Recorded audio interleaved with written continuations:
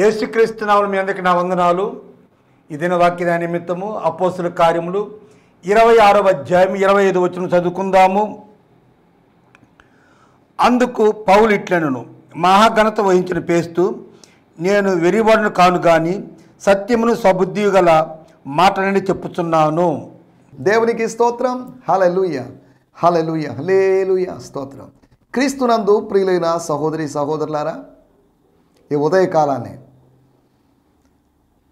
శాంతి TV నుండి, శాంతి టీవీలో ప్రసారమయ్యేటువంటి ఆయన హెచ్చవలసి ఉన్నది, హీ మస్ట్ ఇంక్రీజ్ అనేటువంటి అనుదిన ఆత్మీయ వాక్య వ్యాఖ్యాన కార్యక్రమం నుండి మీకు ప్రత్యేకమైన వందనాలు, శుభాలు తెలియజేస్తున్నాను. మరొక పర్యాయము అనగా మరొక ఎపిసోడ్తో మరొక రోజు మీ ముందుకు రావడానికి, మీ గృహాల్లోకి రావడానికి దేవుడిచ్చినటువంటి ఈ టెక్నాలజీని బట్టి, ఈ ఛానల్ని బట్టి నేను ప్రభు నామాన్ని మహిమపరుస్తూ, వ్యక్తిగతంగా వచ్చి నేను కొన్ని ఇళ్ళు, ఒక 10 ఇంట్లో లేకపోతే ఒకే ఒక ఇంటికి మాత్రమే నేను వెళ్ళగలను ఒకే సమయంలో. కానీ ప్రభు వాక్యాన్ని చేతపట్టుకొని అనేక గృహాలకు, కొన్ని వందల కుటుంబాలకు ఇలా వెళ్ళడానికి ప్రభు ఈ మీడియం ద్వారా, ఈ మాధ్యమం ద్వారా అవకాశం ఇచ్చాడు. అందరూ బట్టి నేను ప్రభు నామాన్ని మహిమపరుస్తున్నాను. దేవుని స్తోత్రం.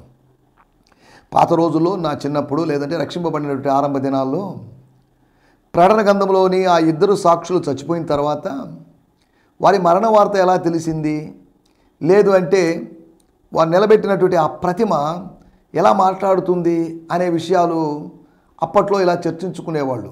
బహుశా ఇంటర్నెట్ కావచ్చు, లేకపోతే ఇంకా ఏదైనా కావచ్చు, లేకపోతే వీడియో కాల్స్, లేకపోతే ఇలా మాట్లాడుకునేవాళ్ళు. ఏదేమైనప్పటికీ ఇప్పుడు ఇక్కడ ఏం జరిగినా ప్రపంచమంతా తెలుసుకునే అవకాశం ఉంది. ప్రపంచంలో ఏం జరిగినా మనం ఇక్కడ తెలుసుకునే అవకాశం ఉంది. మనం చాలా ఫాస్ట్గా ఉన్నాం, అడ్వాన్స్గా ఉన్నాం. ఇప్పుడు దూరాలు మనకు పెద్ద భారాలేం కాదు. దూరంగా జరుగుతున్న విషయాలు కూడా మనం తెలుసుకోవడానికి ప్రభు సహాయం చేస్తున్నాడు. నేను ఇవన్నీ ఎందుకు చెప్తున్నా అంటే, ఆత్మలో మనకు దేవునికి దూరం ఉండకూడదు. దూరాలు తరిగిపోవాలి, దూరాలు కరిగిపోవాలి, బంధాలు బలపడాలి. అక్రమం విస్తరించుట చేత అనేకుల ప్రేమలు చల్లారిపోతున్నట్టు రోజుల్లో ఉన్నాం. అక్రమం విస్తరించినప్పటికీ కూడా, అక్రమాన్ని అరికట్టే పరిస్థితి లేనప్పటికీ కూడా ఆత్మ సంబంధమైన ప్రేమ మాత్రం విశ్వాసుల మధ్యలో తగ్గకూడదు. అక్రమం కూడా పెరగనివ్వండి, ఆత్మ సంబంధమైన ప్రేమను కూడా పెరగనివ్వండి. పాపం ఎక్కడ విస్తరిస్తుందో అక్కడ కృప విస్తరిస్తుంది. అలాగే ఒకవైపు పాపం, ఒకవైపు కృప కనిపిస్తుంది. అలాగే అక్రమం పెరుగుతుంది, అక్రమంతో పాటు ఆత్మ సంబంధమైన ప్రేమ కూడా పెరగాలి. ప్రేమ చల్లారిపోయి, అనగా డెడ్ అయిపోయి నిర్జీవ అవస్థకు వచ్చినటువంటి దినాలు ఇవి. పాత రోజుల్లో ఉన్న ప్రేమలు లేవు. మనుషుల మధ్య, బంధువుల మధ్యలో, స్నేహితుల మధ్యలో, ఒక ఆఫీస్లోని కొలీగ్స్ మధ్యలో, లేకపోతే ఒక కంపెనీలో, ఫ్యాక్టరీలో పనిచేసే వర్కర్స్ మధ్యలో, లేకపోతే సంఘ సభ్యుల మధ్యలో ఇవన్నీ రాను చల్లారిపోయి కనబడకుండా పోతున్నటువంటి దినాలు. ప్రేమ కోసం అన్వేషించాల్సినటువంటి దినాలు, నిజం ప్రేమ దొరకని దినాలు. ఈ రోజులో ప్రేమ అనేది లేదు, కానీ కేవలం అవసరాలను తీర్చుకోవడం. నాకు ఒక అవసరం ఉంది, అతన్ని తీసుకున్నాను, అతన్ని వాడుకున్నాను, అతన్ని ఏదో రూపంలో ఉపయోగించుకున్నాను, అయిపోయింది, పని అయిపోయింది, అంతే సంగతి. అవసరాలు తీర్చుకోవడాన్నే ఈ ఆధునిక యుగంలో ప్రేమగా భావిస్తున్నారు, దాన్నే ప్రేమగా ప్రకటించుకుంటున్నారు. సరే, ఏదేమైనప్పటికీ వీటిలోకి వెళ్ళడం లేదు. నిన్నటి ఎపిసోడ్లో మనం పౌలు వీళ్ళ మాదిరి చూపించడం లేదు. ఎలీషా యొక్క పాత నిబంధన భక్తుల యొక్క మాదిరిని చూపించడం లేదు. చూపించకూడదని కాదు, ఆయా సందర్భాలు తన పాత నిబంధన భక్తుల గురించి కూడా మాట్లాడాడు. కానీ ఇక్కడ తన మాదిరిని చెప్తున్నాడు. మీరందరూ నా వలే ఉండాలి. మీరందరూ నా వలే ఎందుకండి? నా వలే ఉండొద్దు. లేకపోతే ఆ నిశ్శబ్ద కాలంలో మొదటి శతాబ్దానికి ముందు, లేదా ఈ శతాబ్దానికి ముందు లేదు అంటే మలాకీ గ్రంథానికి మత్తయి సువార్తకి మధ్యలో ఉన్నటువంటి ఇంటర్ టెస్టమెంటల్ పీరియడ్లో, లేదా ఆ నిశ్శబ్ద కాలంలో ఉన్నటువంటి భక్తులు, దానికి ముందు భక్తులు, లేదా మలాకీ ప్రవక్త, ఇలా ఉదాహరణలు కాదు ఆయన చెప్తుంది. నన్ను పోలి నడుచుకోండి, నాలాగా మారండి. నన్ను పోలి నడుచుకోండి అని చెప్పడం మాత్రమే కాదు, నాలాగా మారండి, మీరు నా వలే అవునట్లు అనే దాని గురించి నిన్న మనం ఆలోచించాం. ఎలా అవడం? పౌలుకి ఏమైంది? పౌలు ఎలా అయ్యాడు? పౌలు అలా అయ్యాడు అంటే పౌలుకు ఒక మాదిరి దొరికింది. ఆ మాదిరి యేసుక్రీస్తు యొక్క మాదిరే. మనము ఇలా అయ్యామంటే మనం ఎవరినో దేన్నో మనం మిమిక్ చేస్తున్నాం, లేకపోతే ఇమిటేట్ చేస్తున్నాం, మనం అనుసరిస్తున్నాం. ఇదిగో పలాని వ్యక్తిలాగా మాట్లాడాలి, పలాని వ్యక్తిలాగా పాడాలి, పలాని వ్యక్తిలాగా డ్రెస్సింగ్ వేసుకోవాలి, పలాని వ్యక్తిలాగా అని మన మనసులో ఏమో అనుకొని 10 మందికి చెప్పుకోకపోయినా మనం వాటి ప్రకారం తెలియకుండా ఫాలో అవుతూ ఉంటాం. దేవుని స్తోత్రం.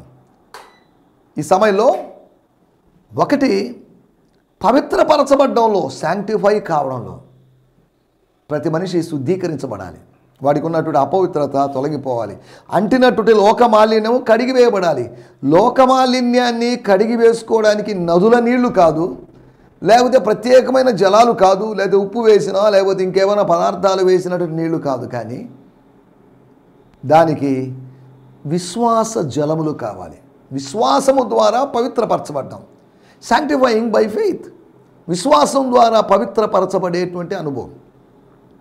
దేవుని స్తోత్రం. రెండోది పరిశుద్ధాత్మను పొందడంలో వాళ్ళకి మనకు భేదము లేకుండా చేశాడు. అవును, దేవుడు భేదం లేకుండా చేస్తాడు. స్త్రీ అని పురుషుడని తేడా లేదు, గ్రీసు దేశస్థుడని యూదుడని తేడా లేదు, తేడాలు లేవు. కొన్ని తేడాలు, యజమానుడని దాసుడని తేడా లేదు. సాధారణంగా యజమానుడు యజమానుడే, దాసుడు దాసుడే. యజమానుడు దాసుడు అయ్యే అవకాశం, దాసుడు యజమానుడు అయ్యే అవకాశం లేదు. దాసుడు యజమానుడు కావచ్చు, యజమానుడు కూడా దాసుడు కావచ్చు పరిస్థితుల దృష్ట్యా. కానీ వాళ్ళిద్దరూ సమానమని, స్త్రీ పురుషులు సమానమని, యజమానుడు దాసుడు సమానమని, ఇలా లేకపోతే ఇశ్రాయేలు దేశస్థుడు లేకపోతే యూదుడైన వాడు, యూదుడు కానివాడు, గ్రీసు దేశస్థుడు, అన్యుడైన వాడు, వీళ్ళిద్దరూ ఒకటే అని సమానత్వాన్ని గురించి ప్రభువు చెప్తున్నాడు. ఏ భేదము లేదు, అందరూ పాపం చేశారు అని పౌలు చెప్తున్నప్పుడు ఆ మాటల యొక్క ఉద్దేశం ఏదో తేడా ఉందనుకుంటున్నాం, కానీ తేడాలు ఏం లేవు. అందరూ ఆల్ ఆర్ ఈక్వల్, అందరూ ఒకటే. దొందే అన్నట్టుగా ఇక్కడున్న వాళ్ళందరూ ఒకటే. కులాలు వేరుగా ఉండొచ్చు, మతాలు వేరుగా ఉండొచ్చు, ప్రాంతాలు వేరుగా ఉండొచ్చు, వర్గాలు వర్ణాలు వేరుగా ఉండొచ్చు, కానీ ఏ భేదం లేదు, అందరూ పాపం చేశారు. ఏ కులమైనా, ఏ మతమైనా, ఇంకేదైనా పాపం చేయడం అనేది కామన్గా జరుగుతుంది. ప్రతి వాళ్ళకి తెలియని ఒక ముద్ర, పాపి అనబడేటువంటి ఒక ముద్ర మనకు కనిపిస్తుంది. సరే, రెండవది పరిశుద్ధాత్మను పొందడం. పరిశుద్ధాత్మను పొందాలి. ఇప్పుడు పరిశుద్ధాత్మను పొందాలి అనే సిద్ధాంతాన్ని బోధించడం కాదు ఇక్కడ నా ఉద్దేశం. కొర్నేలి వాళ్ళ ఇంట్లో వాళ్ళకి, అనగా రోమీలుగా ఉండి అన్యజనులుగా ఉండి సువార్తను విని వాళ్ళ రక్షణ, వాళ్ళ పరిశుద్ధాత్మ అనుభవం ఒకే రోజు ఒకే సమయంలో జరిగాయి. ఇలా అందరి విషయంలో జరుగుతుందని చెప్పలేము. ఉదాహరణ, అపోస్తల కార్యములు 10వ అధ్యాయంలో ఉన్న ఉదాహరణ, రక్షణ పరిశుద్ధాత్మ అనుభవం ఒకేసారి జరిగింది. అంటే ముందు రక్షణ, తర్వాత పరిశుద్ధాత్మ అనుభవం, తర్వాత బాప్తిస్మపు అనుభవం. కానీ అపోస్తల కార్యములు 8వ అధ్యాయంలో గమనిస్తే ముందు రక్షణ అనుభవం జరిగింది, అనగా రక్షణ పొందారు, విశ్వసించారు, అనగా నమ్మారు, బాప్తిసం తీసుకున్నారు. తర్వాత పరిశుద్ధాత్మ అనుభవం, అనగా ముందు వెనక జరిగింది అంతవరకే. కానీ 2 అనుభవాలు అవసరము, నీటి బాప్తిజము, పరిశుద్ధాత్మ బాప్తిజము అవసరము అని బైబిల్ ప్రకారంగా మనం అర్థం చేసుకోవాలి. లేదు, నీటి బాప్తిజం అవసరమని చెప్పినప్పుడు పరిశుద్ధాత్మ బాప్తిజం కూడా అవసరం అని చెప్పాలి. అరే, ఆల్రెడీ 2వ అధ్యాయంలో పరిశుద్ధాత్ముడు వచ్చేసాడు కదా, మళ్ళీ పరిశుద్ధాత్ముడు రావాలని చేతులుంచి ప్రార్థన చేయడం ఏంటి? ఆయన పరిశుద్ధాత్ముడు మన మధ్యలో ఉన్నాడు, అయినప్పటికీ వ్యక్తుల మీద, వ్యక్తిగతంగా ఒక్కొక్కరి మీద ఇండివిజువల్ అనాయింటింగ్ను గురించి అక్కడ మనం అర్థం చేసుకోవాలి. 2వ అధ్యాయంలో వచ్చింది కదా అని పేతురుకి, యోహానికి వీళ్ళకి తెలుసు, ఆల్రెడీ వచ్చేసాడని మీ తల మీద మేము చేతులు పెట్టడం ఏంటి? ఆయన మన మధ్యలో ఉన్నాడు, మన మధ్యలో సంచరిస్తున్నాడు, కాబట్టి మీరు పొందాల్సిన అవసరం లేదు. అయినా ఈ ఫిలిప్ గారు మమ్మల్ని పిలవడం ఏంటండి? మేము బిజీలో ఉన్నాం, జెరూసలేంలో ఉన్నాం, రిజెక్ట్ చేయలేదు. అడిగారు, అయ్యా వాళ్ళ పరిశుద్ధాత్మను పొందడం లేదు. ఎస్, వి విల్ కమ్, మేము పరిశుద్ధాత్మను ఇస్తామని పేతురు, యోహానులు రాలేదు. ఏ మనిషి పరిశుద్ధాత్మను ఇవ్వలేడు, ఏ మనిషి పరిశుద్ధాత్మను దించలేడు. కారణం ఏంటంటే పరిశుద్ధాత్ముడు దేవుడు, ప్రభువే ఆత్మ, ఈ ఆత్మ దేవుడు. కాబట్టి ఆత్మ తనంతట తానే తన ఇష్ట ప్రకారం దిగి వస్తాడు, తనకున్నటువంటి సార్వభౌమాధికారం బట్టి, సావరెన్ విల్ని బట్టి. తండ్రి అయిన దేవునికి, కుమారుడైన దేవునికి, పరిశుద్ధాత్మ దేవునికి సావరెన్ విల్ అనగా సార్వభౌమాధికారం ఉంది. అంటే వాళ్ళు ఏం చేయాలనుకుంటారో అది చేస్తారు, అంతవరకే. మనం ఏదో చెప్పడం వల్ల, సలహాలు చేయడం వల్ల, రికమెండేషన్ చేయడం వల్ల, ఆరాధన చేయడం వల్ల, దిగిరావయ్యా పరిశుద్ధాత్మ, దిగిరావయ్యా పరిశుద్ధాత్మ అని పదే పాడడం వల్ల ఆయన దిగిరాడు. ఇది మనం జాగ్రత్తగా అర్థం చేసుకోవాలి. పేతురు మాట్లాడుతూ ఉన్నాడు, పరిశుద్ధాత్మను దిగిరమ్మని కోరలేదు. యేసుక్రీస్తుని గురించి మాట్లాడుతున్నప్పుడు ఆ మెసేజ్ ఆమోదయోగ్యమైందని దానికి ఒక గ్రీన్ సిగ్నల్ ఇవ్వడానికి పరిశుద్ధాత్ముడు అక్కడ దిగి వచ్చాడు. Yes, it is right. మనం స్వార్థ ప్రకటిస్తున్నప్పుడు దానికి ఒక పరిశుద్ధాత్ముని యొక్క ఆమోద ముద్రగా స్వస్థతలు, సూచక్రియలు, అద్భుత కార్యాలు జరుగుతున్నాయి. అద్భుత కార్యాల కోసం ప్రత్యేకమైన ప్రార్థనలో అద్భుత కార్యం కోసం స్పెషలైజ్డ్గా ఉన్నవాళ్ళు రావాలని లేదు. కాకపోతే విశ్వాస జీవితంలో బలహీనమైన వాళ్ళు ముందుకు వచ్చి మా కోసం ప్రార్థన చేయండి అంటున్నారు కాబట్టి మనం ప్రార్థన చేస్తున్నాం, అంతవరకే. దేవుని స్తోత్రం. రెండో విషయము ప్రభువునందు నడుచుకోవడం గురించి. Walking in the lord, walking in the light of the lord. వాక్యపు వెలుగులో నడుచుకోవడం, సత్యమును అనుసరించి నడుచుకోవడం. నడుచుకోవడం అంటే జీవించడం, ఇట్స్ ఎ లివింగ్. కాబట్టి ప్రభువులో ఎలా జీవించాలి అనేది నన్ను చూసి మీరు తెలుసుకున్నారు. నాకు దేవుడు బయలుపరిచాడు, లేదా నేను వాళ్ళని చూసి నేర్చుకుండొచ్చు. అలాగే నాకు ఎవరో నేర్పించారని కాదు, ఎవరు నేర్పించలేదు, ప్రభు నాకు బయలుపరిచాడు అని గలతీ పత్రిక 1వ అధ్యాయంలో చెప్పిన మాట మనం చూసుకుంటున్నాం. నాలుగవదిగా ఆయన యందు ఆనందించడం, శ్రమల మధ్యలో, సంఖ్యల మధ్యలో సంతోషించడం. చూడండి, మనం సంతోషించాలి. శ్రమల మధ్యలో దుఃఖిస్తే ఎందుకు నాకే కలిగే, అయ్యో ఎంతోమందికి ఉన్నాయి, నాకన్నా ఘోరంగా ఉన్నవాళ్ళు ఉన్నారు, పాపం చేసేవాళ్ళు ఉన్నారు, బూతులు మాట్లాడేవాళ్ళు ఉన్నారు, ఇంకా ఏదేదో చేసేవాళ్ళు, వాళ్ళకి రాలేదే నాకెందుకైంది అని ఆలోచించకూడదు. దేవుడు ఎవరికి ఏది అనుమతించాలో అదే అనుమతిస్తాడు, అంతవరకే. కానీ అతనికి ఎందుకు వచ్చింది, ఏమకి ఎందుకు వచ్చింది, వాడికి ఎందుకు మనం విమర్శించాలి. మనం ఎవరము? యోబు యొక్క 3 స్నేహితులు అని చూపించి అదే మాట అన్నారు, యుక్తము కాని మాట అలా పలికారు. నీకే ఎందుకు వచ్చింది, ఊజు దేశంలో ఎంతమంది లేరు అంటే నీ భక్తిలో ఏదో లోపం ఉందన్నమాట. There is something wrong in your devotion or godliness అన్నట్టుగా వాళ్ళు మాట్లాడారు. ప్రభు విని చూసి ఊరుకుండి ఒకరోజు అన్నాడు, మీ మీద నా కోపం, ఉగ్రత వస్తుంది, కానీ దాన్ని తప్పించడానికి నా సేవకుడని యోబు ప్రార్థించాల్సిందే అని చెప్పాడు. ఒకే ఒక సందర్భంలో మాటికి ఇక మీదట మీరు ఎప్పుడు ప్రార్థించాలన్నా యోబును మధ్యవర్తిగా వాడుకోవాలని అనలేదు. రోమన్ క్యాథలిక్ సోదరులు దాన్ని అలాగే అర్థం చేసుకున్నారు. ఆ స్నేహితులకి సృష్టికర్తకి మధ్యలో మీడియేటర్గా యోబు ఉన్నాడు కదా అని. మీడియేటర్ కాదు, మనకు యేసు ప్రభువుకి, మనకు తండ్రి అయిన దేవుడికి మీడియేటర్గా మరియమ్మ కానీ ఇక ఇతర పరిశుద్ధులు ఎవరు కానీ రారు. నరునికిని దేవునికిని మధ్యవర్తి 2-3 ఉన్నారు, 10 మంది ఉన్నారు, 100 మంది ఉన్నారు, 1000 మంది ఉన్నారు, పాస్టర్లే మధ్యవర్తులు కాదు. నరునికిని దేవునికిని మధ్యవర్తి ఒక్కడే అంటే ఓన్లీ వానికి ఎవరు లేరని అర్థం. ఒక్కడు అని కాదు, ఒక్కడే అంటే no other mediators between man and God, that is nothing but Jesus Christ, యేసుక్రీస్తు మాత్రమే. కాబట్టి పాస్టర్లుగా మేము కొనసాగమా, మీకు దేవునికి మధ్యవర్తులుగా మేము ఉన్నాం కాదు, అది తప్పు, అది దుర్బోధ అనే విషయాన్ని మీకు జ్ఞాపకం చేస్తున్నాను. నిన్నటి ఎపిసోడ్లో వీటి గురించి మనం మాట్లాడుకున్నాం. ఒక మాదిరి, మనం మాదిరిగా జీవించాలి. అపోస్తలుడైన పౌలు తిమోతితో చెప్పాడు, నువ్వు విశ్వాసులకు అన్ని విషయాల్లో మాదిరిగా ఉండు. మాదిరిగా ఉండాల్సిన, పాదిరిగా ఉండాల్సినటువంటి అనేక మంది మందను చెదరగొట్టే విధంగా, మందను పాడు చేసే విధంగా వాళ్ళ ప్రవర్తనలు ఉంటున్నాయి. వాటి గురించి మనం ప్రార్థించాలి. సరే, ఏదేమైనప్పటికీ రండి ఈ సమయంలో మన దేవుడి వాక్యాన్ని ధ్యానించుకుందాం. మన వాక్య ధ్యానం నిమిత్తమై అపోస్తల కార్యములు 26వ అధ్యాయము 25వ వచనాన్ని మూల వాక్యంగా చేసుకొని కొన్ని విషయాలు ఆలోచిద్దాం. అపోస్తల కార్యములు మహాఘనత వహించిన ఫేస్తు, నేను వెరివాడును కాను గాని సత్యమును స్వబుద్ధియు గల మాటని చెప్పుచున్నాను. దేవుని స్తోత్రం, హల్లెలూయా. నేను చదువుతున్నాను బ్రయాన్ సిమ్మన్స్ గారి ద ప్యాషన్ ట్రాన్స్లేషన్లో చదువుతున్నాను. అపోస్తల కార్యములు 26వ అధ్యాయము 25. Paul replied, no your excellency Festus, I'm not crazy, I speak the words of truth and reason. దేవుని స్తోత్రం. The words of sober truth అనగా ఇక్కడ రాయబడిన మాట. పౌలు గారు ప్రత్యుత్తరం ఇచ్చాడు. ఏమని అన్నాడంటే, ఎందుకులే ఆయన ఏదో అంటుంటాడు, ఫేస్తు అన్నదాన్ని మనం పట్టించుకోవాలా ఏంటి అని కాదు, దానికి రిప్లై ఇస్తున్నాడు. పాల్ రిప్లై టు ఫెస్టస్, ఫేస్తుకు రిప్లై ఇచ్చాడు. ఘనత వహించినటువంటి ఫేస్తు గారు, అలా కాదండి, మీరు అపార్థం చేసుకుంటున్నారు, నేను పిచ్చోడిని అవడం ఏంటండి, నేను పిచ్చోడిని అయితే మా కుటుంబ సభ్యులు, నేను పిచ్చోడిని అయితే మా అపోస్తలిక బృందంలో ఆసుపత్రిలో ఎక్కడో చేర్చి వైద్య ట్రీట్మెంట్ ఇప్పించాము, నేను పిచ్చోడిని అని చెప్పాల్సినటువంటి వాళ్ళు ఎవరు చెప్పలేదే.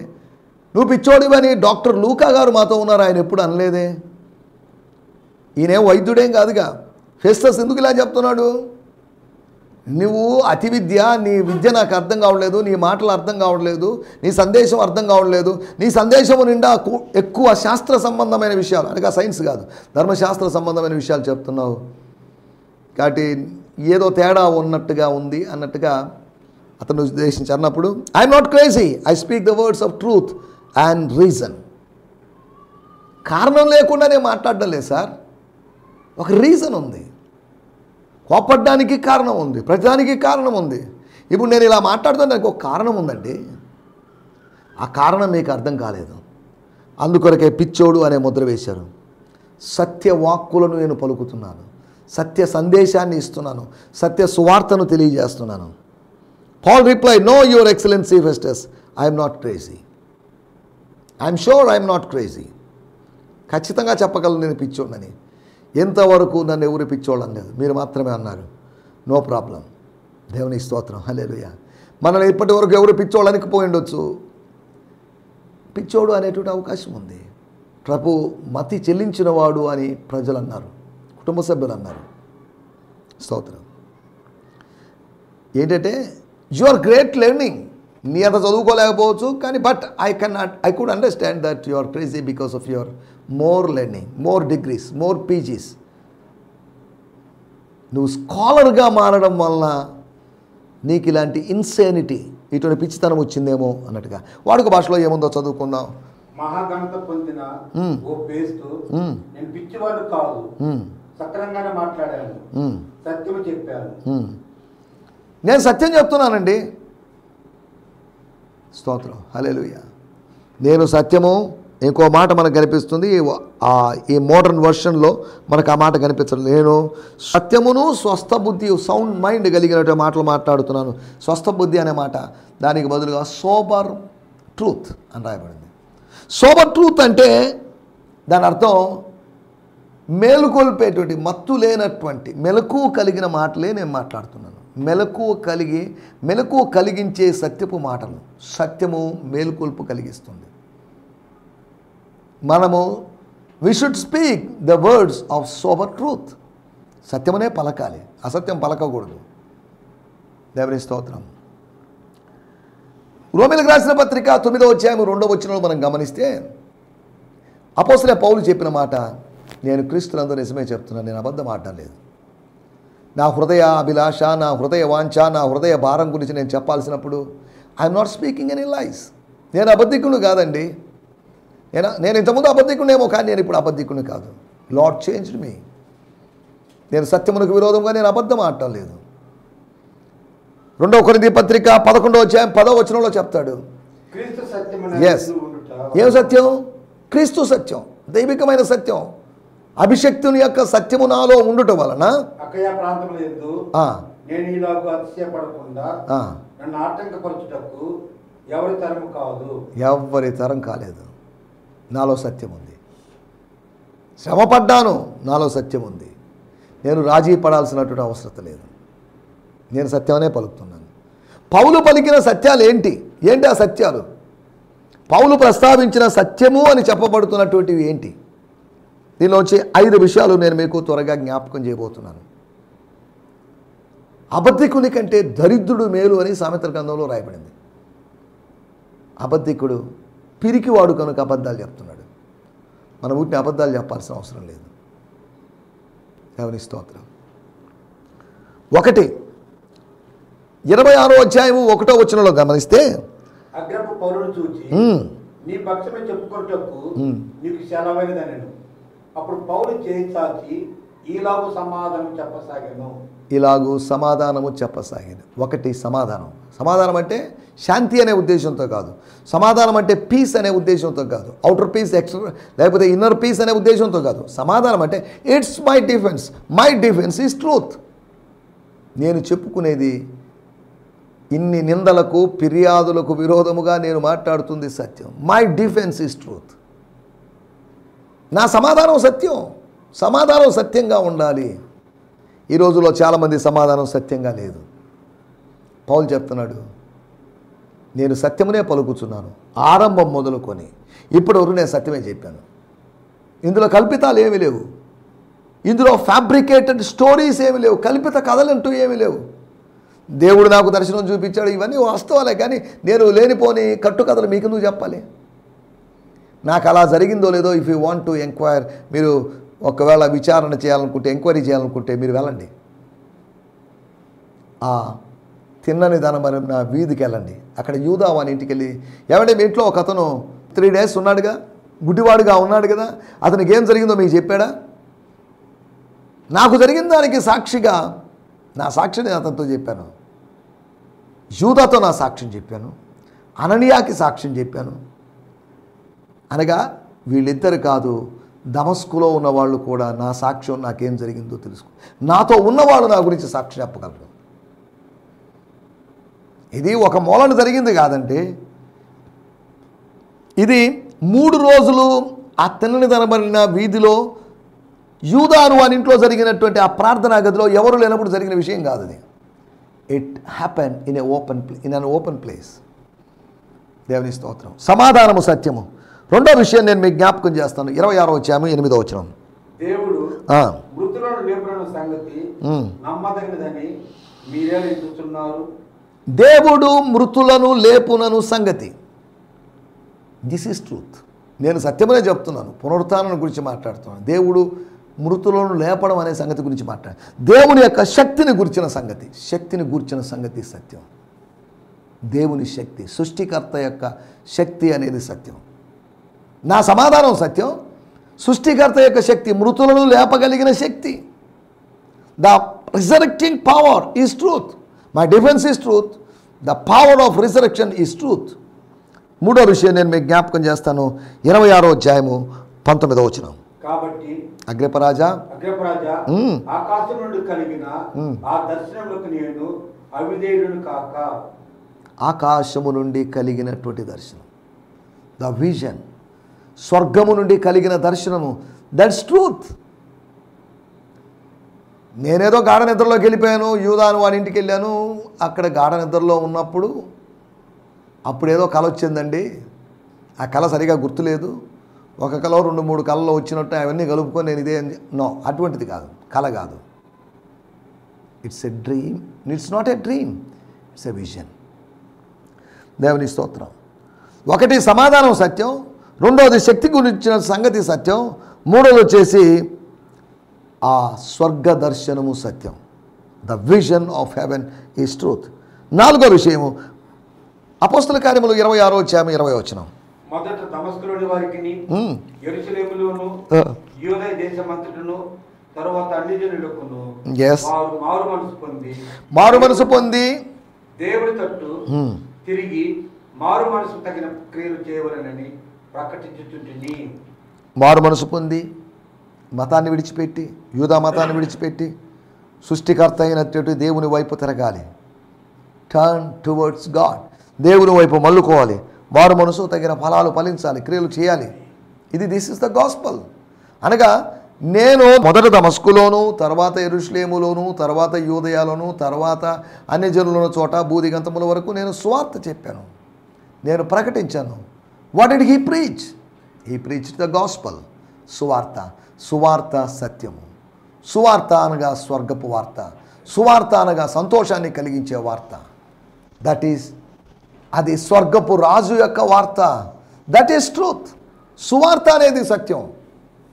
దుర్వార్త సత్యము కావచ్చు, కాకపోవచ్చు, కానీ సువార్త అనేది సత్యం. దేవునికి స్తోత్రం. ఐదో విషయాన్ని నేను చెప్పి ముగిస్తాను.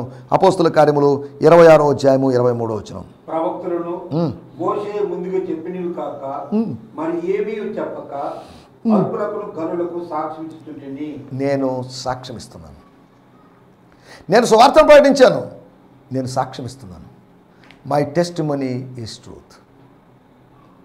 నేను అబద్ధం చెప్పడం లేదు, నేను సత్యమే చెప్తున్నాను, సత్యమే పలుకుతున్నాను.